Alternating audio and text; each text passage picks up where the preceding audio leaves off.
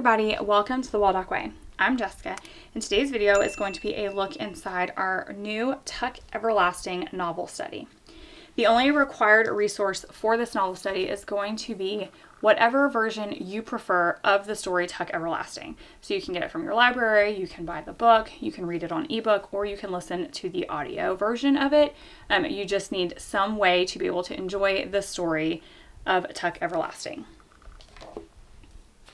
Inside the novel study, you are going to find the lesson plans, which is going to tell you what to do for all 6 weeks. It's going to list the chapters that you're going to read as well as the activities that you're going to do for 5 days. I like to just cross this off. And even if we don't necessarily get to like day 5 on day 5, I'll just, okay, the next day we would do that and we just keep going. So that's kind of how I like to do it. It's just the next day we do this and we cross it off. And I just know that before we get to like the summary and the comprehension, we need to have finished those chapters so that we can do the comprehension and the summary because it's supposed to be at the end of those chapters. Next, we have the cross-curricular connections. This is literally my favorite page and my favorite part of even creating one of these studies. What this is it is at least 2 different ideas for how to take the story that you're reading, which would be Tuck Everlasting, and kind of extend it over the different subjects. So we have math, writing, social studies, science, art, and music. And like I said, there's at least 2 different ways to do that. So for social studies, we're going to discuss ethical dilemmas related to immortality and connect the story to real-world scientific discussions about aging and life extension. For science, we're going to investigate cells and aging and what causes humans and animals to age over time. Can anything truly stop the aging process? For art, we're going to draw a map of tree gap, marking key locations like the spring, the Tuck home, and the woods. So you can see those are all ways that you can take the novel and the story that you're already reading and extend it, kind of pull it over all of the different subjects. It really makes it an in-depth unit study. We are going to write some of my favorite quotes from Tuck Everlasting so you can jot them down as you're reading the book. And then for each of the first 5 weeks, there's going to be very similar activities. So there's copy work, vocabulary, writing of some kind, the project's changed each week, comprehension, which is based off of the chapters that you've read, and a summary, which is also based off of the chapters that you've read. Again, that repeats very similarly. So for example, week 2, here is the copy work. You're going to have your kids write that down. And then here is going to be kind of a teaching point. So this passage includes several contractions like don't, where, you'll, got to, which is a colloquial form of have to. Ask your child to find and say the full forms of each contraction. Why might the author use contractions in dialogue and how does it affect the character's voice? So it's kind of like a teaching point and discussion all in one.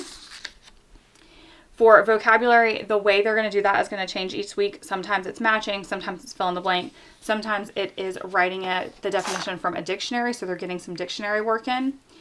The writing changes each week too. Sometimes it's a writing prompt, sometimes it's a creative drawing. It just kind of depends. And then like I said, the comprehension is based off of the chapters that they've read, but it's either going to be fill in the blank, matching, multiple choice, true or false, or short answer. I like to shake it up a little bit.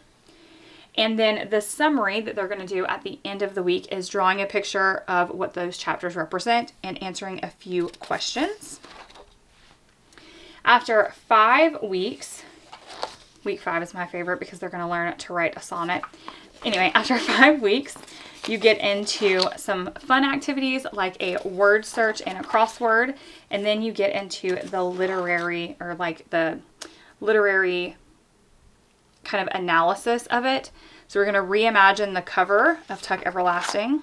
We're going to draw a picture of the setting and describe it. We're going to identify the theme and then find 3 examples from the book that support that as the theme. We are going to plot the story from the exposition, rising action, climax, falling action, and conclusion. We're going to choose our favorite character from Tuck Everlasting and do an in-depth character analysis on them. We're going to do a persuasive writing book review. We are either going to persuade somebody to read or not read this book based off of our opinion of the book. We're going to watch the movie and then do a book and movie comparison. And then I like to include book and movie discussion questions. So after you read the book and watched the movie, you can use these to kind of have those really great conversations with your kids. Even if you didn't read the book, these questions are still questions you could ask after you've watched the movie, like if you had them do this novel study independently. Then we have a figurative language activity. The first thing we're going to do is talk about what is figurative language, the different types of figurative language, along with definitions and examples, and kind of why we even use it. Then we're going to go on a scavenger hunt through the book and write down any examples that we find of figurative language. And then we're going to do a hands-on matching activity. So we have these cards that have the different types of figurative language on them. And I like to just kind of set them out and then use these cards that have different figurative language examples from the book that we read. And we would just sort them by the different types. So for example, you would just like, okay, those are idioms, those are onomatopoeias, those are personifications. Don't worry, there's an answer key in the back. We also have final project suggestions. There are 9 different ones you can choose from. Those are suggestions. You don't have to do them, but they're just fun if you want them.